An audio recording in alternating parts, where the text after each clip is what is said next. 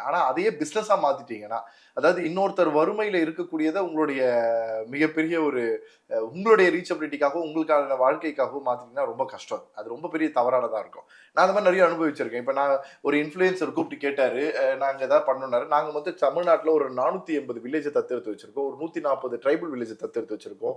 தினமும் ஒரு வேளை சாப்பாடு போட்டுட்டு இருக்கோம். ஃப்ரீயா டியூஷன் சென்டர் 150 இடத்துல ஃப்ரீ டியூஷன் சென்டர் நடக்குது. பெரம்பலூர் பகுதியில வந்து சாய் கிருஷ்ணன் நம்ம டீம் மூலியமா வந்து 234 முதியோர்கள் முதியோர்கள்ல வீட்டுல யாருமே இல்லாம தனியா வாழ்வாங்கல்ல, அவங்க எதுவும் எங்கேயும் போயிடக்கூடாது, எதுவும் பண்ண முடியாது, சமைக்க கூட முடியாத இருக்கவங்களுக்கு டெய்லியும் சமைச்சு காலையில மதியானம் நைட்டு 3 வேளை சாப்பாடு போயிட்டு இருக்கு. இந்த மாதிரி எங்களோட பயணங்கள்ல பல வகையில பல விஷயங்கள் இருக்காங்க. ஆனா நீங்க சொன்ன மாதிரி நாங்க ப்ரொஜெக்ட் பண்ணிக்கவே எங்களுக்கு விருப்பம் இல்லாததுக்கு காரணம் என்னன்னா, எந்த ஊடகங்களும் பணம் இல்லாம எங்களை ப்ரொஜெக்ட் பண்ண விரும்பல.